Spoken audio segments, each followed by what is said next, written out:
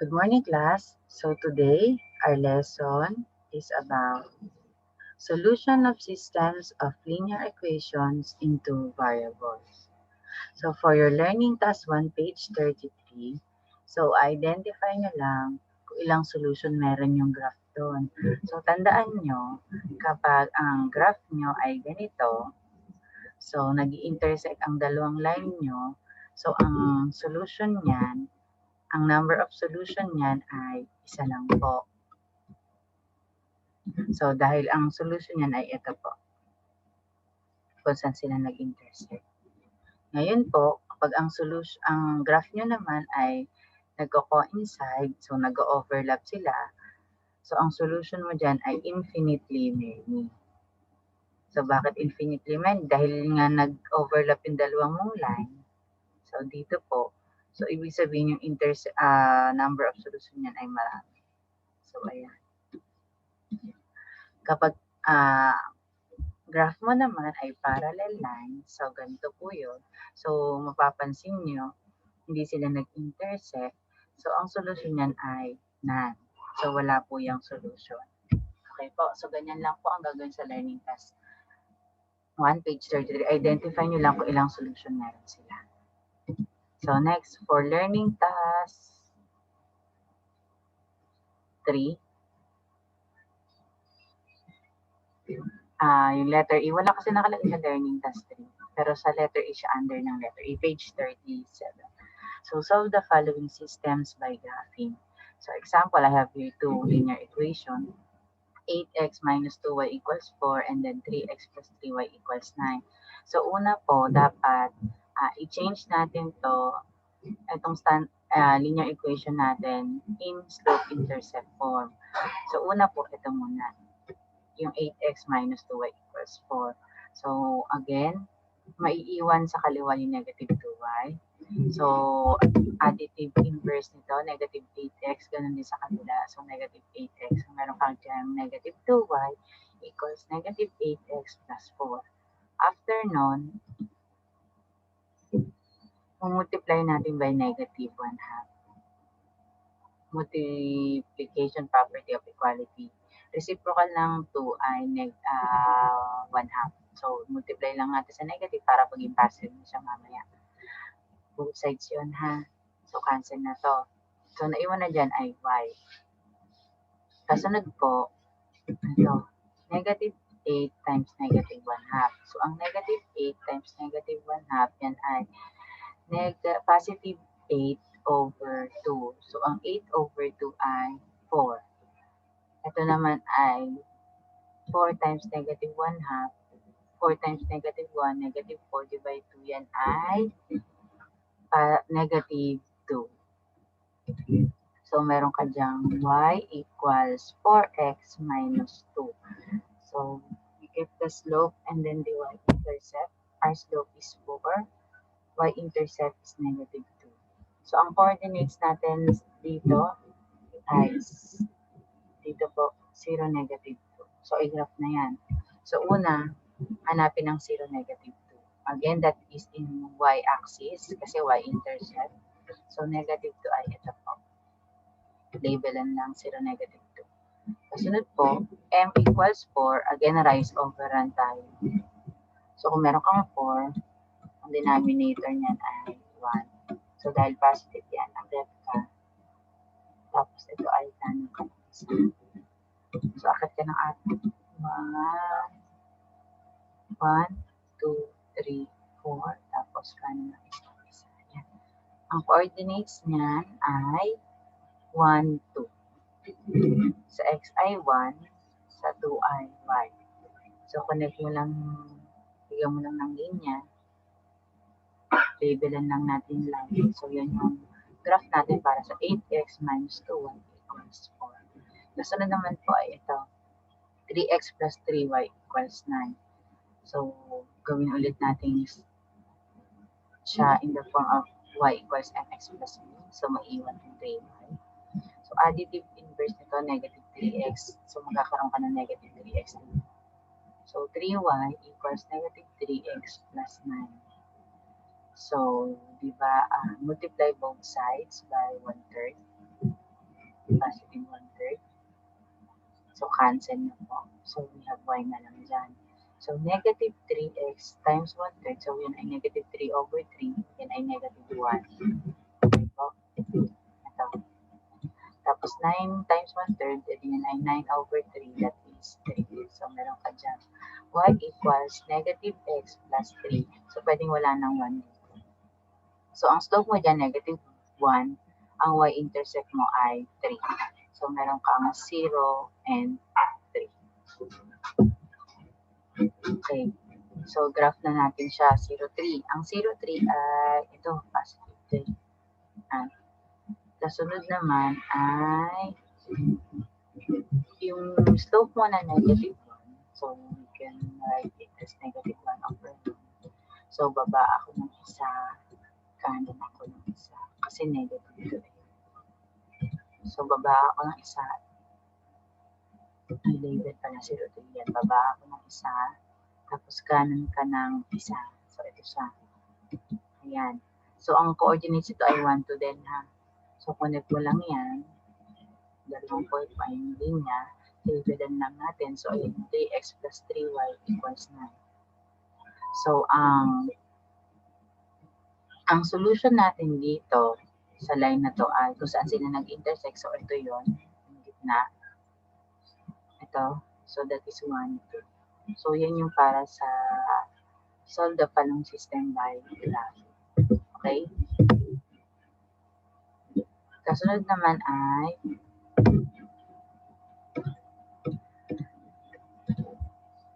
solve the following system by substitution. So, pag substitution, ganito siya. So, meron kang given ulit na dalawang linear equations in two variables. So, 3x plus y equals negative 3. Yung isa naman ay x equals negative y plus 3. So, pag substitution, titingnan nyo yung given nyo kung alin dyan nyo naka-equate na in terms of x or y. So, kapag naka-equate siya, kung mapapansin nyo, dapat x equals blank siya or y equals blank siya. So, kung mapapansin nyo, maiiwan yung isang variable dito sa sign na to. So, dapat wala na siyang kasamang numerical coefficient. So, dito, ang okay na is ito. So, ngayon, ang mangyayari, yung value ng x mo na negative y plus 3, yan yung isa-substitute natin dito sa x. Ha? Doon sa hindi natin ginalaw. So, ang mangyayari po dyan ay 3 times negative y plus 3. Again, itong negative y plus 3, isa-substitute natin sa value ng x. Okay? So, meron ka dyan 3 times negative y, negative 3y, tapos 3 times 3, positive lang. Ayan. Kopya lang. So, kasunod po ay combine similar terms natin. So, ito, negative 3y plus y. So, yan po ay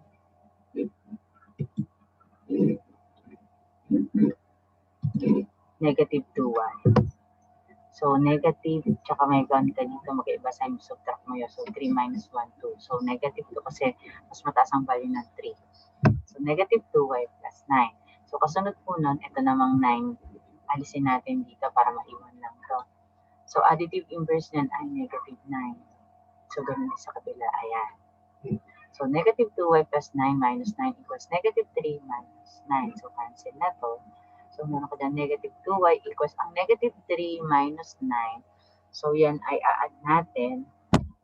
Negative ang answer dyan. So, we have 12, negative 12. So, negative 2y equals negative 12. Kasunod, multiply both sides by negative 1/2. So, cancel na ulit. So, negative 12 times negative 1/2. So, negative times negative, positive na yan. 12 divide 2 nyo na agad. So, that is 6. O, tiga cancellation dito. Ayan na yan, cancellation dito. So, yun ay 6. So, meron ka dyan y equals 6. Okay po. So, ngayon, kasunod niyan, so may nakuha na tayong value ng y, which is 6. So, if y equals 6, kukunin naman natin yung value ng x. So, ang gagawin lang natin, itong value naman ng y na to, isa-substitute natin dito. Pwede din naman dito, class, pero mas madali na to kasi naka-equate na siya in terms of x. So, dito na lang po. So, meron ka dyang x equals negative 6 plus 3. So, we have negative 6 plus 3 is negative 3. So, ang solution natin dyan ay in x, negative 3 sa y, 6. So, again, pag sinabi mong solution, ayan yung point na kung saan nag-intersect itong dalawang line natin. So, ang point of intersection ng 3x plus y equals negative 3 and x equals negative y plus 3 ay sa point negative 3 and 6. So, ngayon po, to check kung tama yung sagot natin, so, mag-checking tayo. So, using this solution, isa-substitute natin yan both dito at saka dito. So, dapat masasatisfy niya. So, unahin na natin dito. Sa 3x plus y equals negative 3. So, again, substitute 3, negative 3 in x and 6 in y. So, 3 times negative 3 plus 6 equals negative 3. 3 times negative 3 is negative 9. Negative 9 plus 6 is negative 3. So, check. Kasunod po, negative 3, 6. Dito naman po sa x equals negative y plus 3. Negative 3 in x, 6 in negative y. So, ayan po. So, negative 3 equals negative 6 plus 3. Ang negative 6 plus 3 ay negative 3. So, check. So, ibig sabihin, itong solution na to ay tama kasi nasatisfy niya both equation. Okay po? So, ganyan po ang substitution. Next example tayo. Again, I have 7x plus 10y equals 36 and y equals 2x plus 9. So, alin dyan ang naka-equate na in terms of x and y, x or y. So, ito po, yung y equals 2x plus 9. So, again, itong 2x plus 9, sa-substitute lang natin naman ngayon sa y ha, kasi in terms of y siya plus y. So, ngayon po, magkakaroon ka dyan ng 7x plus 10 times the quantity 2x plus 9 equals 36. So, yan ay distributive. So, meron ka dyan 7x plus 10 times 2x, 20x, 10 times 9, 90. So, meron kang, ayan, equals 36. Combine similar terms, combine natin to. So, meron ka dyan 27x plus 90 equals 36. Kasunod po nun, APE, additive inverse nito, yan ay negative 19. Ganun din sa kabila. So, meron ka dyan 27x plus 90 minus 90 equals 36 minus 90. So, cancel na to. So, meron ka dyan 36 minus 90. So, magkaiba ang sign. Positive to negative ang 90 mo. Subtract yan. 90 minus 36, 54. Kokopyahin natin yung sign ng mas mataas ang value. So, which is 90.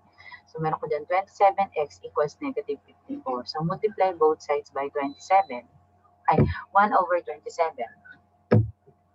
So, 1 over 27 times 27, cancel na ito, class, equals negative 54 times 1 over 27. So, again, simplify nyo lang to, negative 54 times 1, negative 54 divided 27, negative 2. Kaya dito pa lang cancellation kayo, class. So, meron ka na dyan negative 2. So, ang value ng x natin dyan ay negative 2. So, ngayon po, if x is equal to negative 2, class, substitute na natin yung value ng negative 2 dito. Again, pwede din po dito sa kabila. Pero mas okay na dito kasi naka-equate na siya in terms of y. So, meron ka dyang y equals 2 times negative 2 plus 9. So, what is 2 times negative 2? Yan ay negative 4. So, what is negative 4 plus 9? Yan ay, subtract again.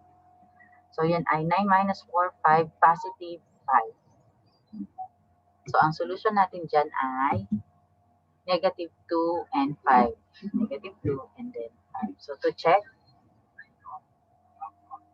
So, negative 2, 5. Umpisa dito muna sa 7x plus 10y equals 36. So, negative 2 in x, 5 in y. So, 7 times negative 2 plus 10 times 5 equals 36. Ito ay negative 14. Tapos ito ay 50. So, negative 14 plus 50. So, subtract to, different sign. So, 50 minus 14 ay 36. Positive 36 kasi positive ang 50 ko. So, 36 equals to 6. Check. Kasunod po, dito naman po. So, y equals 2x plus 9. So, negative 2 in x, 5 in y. So, 5 equals 2 times negative 2 plus 9. So, 2 times negative 2, yan ay negative 4. So, meron kang negative 4 plus 9, that is, subtract again, 9 minus 4, 5. Positive 5 to 1 and 9. So, we have 5 equals 5. Check. So, ayan po. In substitution yan, ha. So, ang solution natin, the point of intersection of 7x plus 10y equals 36 and y equals 2x plus 9 is negative 2 and 5. Okay po. Kasunod po. Yan. So, meron tayong solve the following system by elimination. So, meron ulit akong dalawang equation. So, 3y plus 2x equals 6, tsaka 5y minus 2x equals 10. So, itong elimination, so, ang kailangan kasi natin dito is makapag-eliminate tayo. So, ngayon, dahil mag-eliminate tayo, so, dapat titingin kayo ng term dito sa given nyo kung saan pwede kayong mag-eliminate. So, ano yung pwede nyo makancel. So, pag mag-eliminate kasi kayo, dati i-consider nyo, kunwari ganito. Meron kang x. To eliminate x, dapat yung sa kabilang equation, naka-negative x siya. O pwede naman negative y siya sa una, tapos positive y. Kasi ganyan yung mga naka-cancel. Yan yung mga na-eliminate. Or kapag may numerical coefficient naman, kunwari, positive 2x. Dapat sa kabila, yan ay negative 2x. Diba? Kung meron ka namang negative 5y, dapat sa kabila, yan ay positive 5y. So, ayan yung mga na-eliminate. Kasi pag yan pinag-add mo, 0 na yan, naka-cancel na po yan. Okay? So, ngayon, in this case, tingnan natin kung alin ang pwede. So, sa 3y at 5y, hindi pwede, no? So, positive 2x, negative 2x, pwede. So, kung mapapansin nyo, pareho sila, 2, tapos x. Ang pinagkakaiba lang po, sign, ha? So, pwede po ito. So, ngayon, i-add natin yan. Itong dalawang equation natin. So, meron ako dyan, 3y plus 2x equals 6. And then, yung 5y minus 2x equals 10. So, ngayon po, ito ay ma-eliminate na. So, that is 0. So, 3 plus 5y, meron ka dyan 8y. 6 plus 10 equals 16. So, kasunod po nun, kung meron ka ng 8y equals 16, so multiply both sides by 1/8. Reciprocal ng 8, 1/8. MPA tayo yan, 1/8. So, 1/8 times 8, cancel na to. 16 times 1/8, again, sinasabi ko sa inyo, pwedeng 16 divide 8 or dito pa lang cancellation kayo. So, 2 na yan. So, meron ka dyang y equals 2. Okay po? Kasunod po, kung may y ka na equals 2, ngayon, sasubstitute natin yung value ng y mo, which is 2, pwedeng dito o pwedeng dito. Kahit saan po yan. Ngayon, itry na lang natin dito sa pangalawa. So, meron akong 5 times 2 minus 2x equals 10. So, 5 times 2, that is 10. So, meron akong 10 minus 2x equals 10. Kasunod nun, APE. So, additive inverse nito, negative 10. Pag-add din tayo ng negative 10 dito. So, ayan. Cancel na to. So, you have here negative 2x equals 10 minus 10. So, ang 10 minus 10 ay 0. So, if we multiply these both sides by negative 1/2 kasi reciprocal nito. So, meron ka dyang cancellation ulit. Ang 0 times negative 1/2 or any number that is 0. So, the value of x here is 0. So, our solution for this systems of linear equation, we have 0 and 2. So, again, dyan nag-intersect itong dalawang line na to. 0 and 2. So, to check, 0 to dito muna. So, 3y plus 2x. 2 in y, 0 in x. So, 3 times 2 plus 2 times 0 equals 6. 3 times 2, 6. 2 times 0, 0. So, 6 plus 6, 0 equals 6. Check. Sunod po, 0 and 2. Doon naman sa pangalawa, 5y minus 2x equals 10. So, 2 in y, 0 in x. So 5 times 2 minus 2 times 0 equals 10. 5 times 2, 10. 2 times 0, 0. 10 minus 0 equals 10. So 10 equals 10. Check. Okay po. So ayan po. Again, our solution for 3y plus 2x equals 6 and 5y minus 2x equals 10 is 0 and 2. Okay, kasunod po.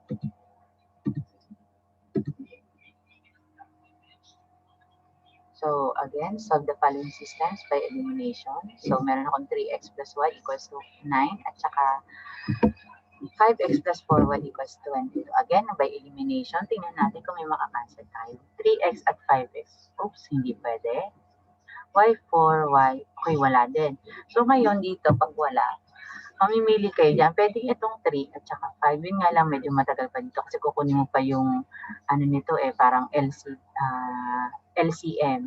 Ang LCM kasi nito ay 15. So, dapat pareho yan mag-15. So, pwedeng i-multiply nyo to by 5.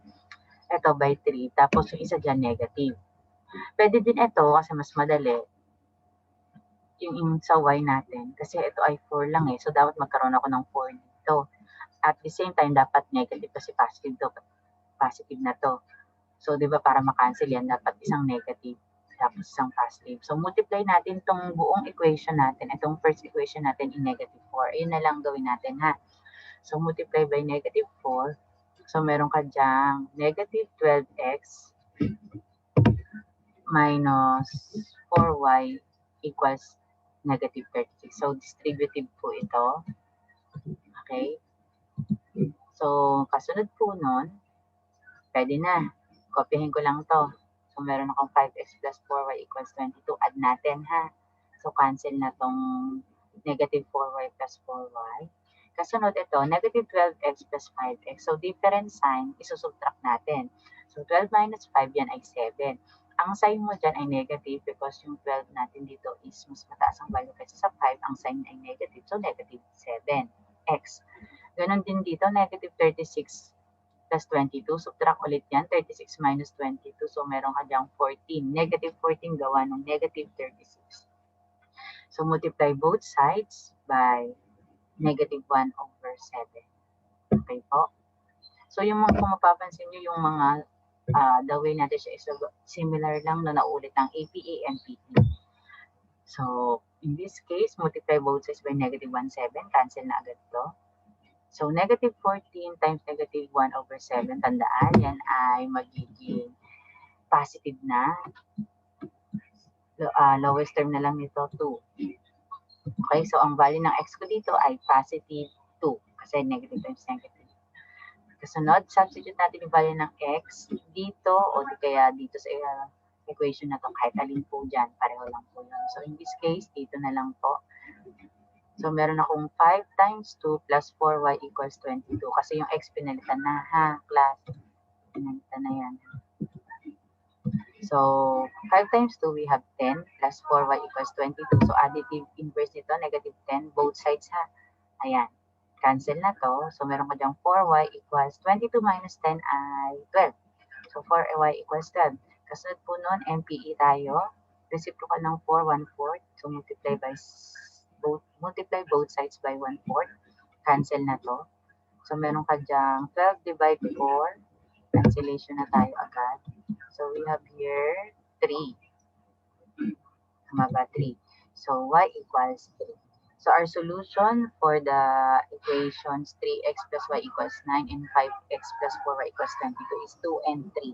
So, to check, 2 and 3 dito muna. Sa 3x plus y equals 9. 2 in x, 3 in y. So, 3 times 2 plus 3 equals 9 daw. So, 3 times 2, 6 plus 3 equals 9. So, check. Next, 2, 3. Dito na sa pangalawang equation. 5x plus 4y equals 22. 2 in x, 3 in y. 5 times 2 plus 4 times 3 equals 22. 5 times 2 is 10. 4 times 3 is 12. So, 10 plus 12, we have 22. So, 22 equals 22. Ayan. So, again, our solution is 2 and 3. So, ang point of intersection nitong dalawang line na to ay 2 and 3. So, ayan po. Yan ang solution by elimination. Okay, so ayun na po. Thank you. So, sana naintindihan nyo. Thank you.